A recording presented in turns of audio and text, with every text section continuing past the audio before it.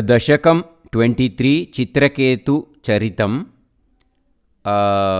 totally 11 slokas. All slokas you have to sing in mokshabdi ragam. Okay. प्राचेतसस्तु भगवन्नपरो हि दक्षः त्वत्सेवनं व्यधितसर्गविवृद्धिकामः आविर्बभूवि तदा लसदष्टबाहुः तस्मै वरं ददीथताञ्च वधूम् असिक्नीम्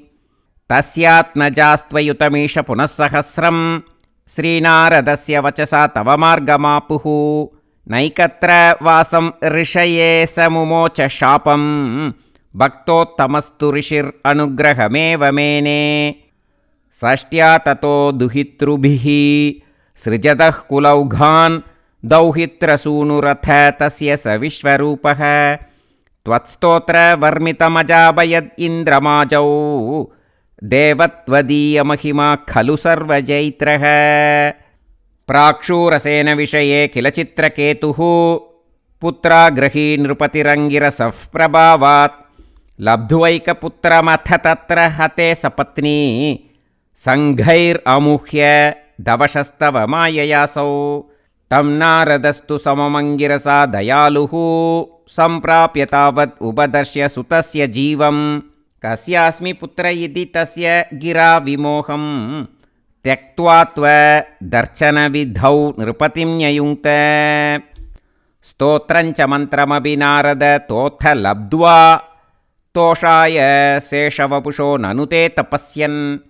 विद्याधराधिपतितां सखि सप्तरात्रे लब्ध्वाप्य कुण्ठमतिः अन्वभजद्भवन्तं तस्मै मृणालधवलेन सहस्रशीर्ष्णा रूपेण बद्धनुतिसिद्धगणावृतेन प्रादुर्भवन्न चिरतो नुदिभिः प्रसन्नो दत्त्वात्मतत्त्वम् अनुगृह्य तिरोदधात त्वद्भक्तमौलिरथ सोऽपि च लक्षलक्षं वर्षाणि हर्षुलमणा भुवनेषु कामं सङ्गापयन् गुणगणं तव सुन्दरीभिः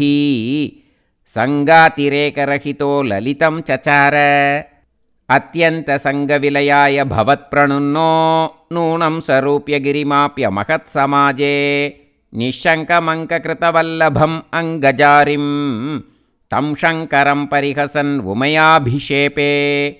निःसम्भ्रमस्त्वयमयाचितशापमोक्षो वृत्रासुरत्वमुपगम्य सुरेन्द्रयोधी भक्त्यात्मतत्त्वकथनैः समरे विचित्रं शत्रोरपि भ्रममपास्य गतः पदं ते त्वत्सेवनेन दितिरिन्द्रवधोऽध्यतापि तान् प्रत्युतेन्द्रसुहृदो मरुतोऽभिलेभे दुष्टाशयेऽपि शुभदैव भवन्निषेवा तत्तादृशस्त्वमवमां पवनालयेश सर्वत्र गोविन्दनाम संकीर्तनं गोविन्दा गोविन्द गुरुवायूरप्पा चरणम्।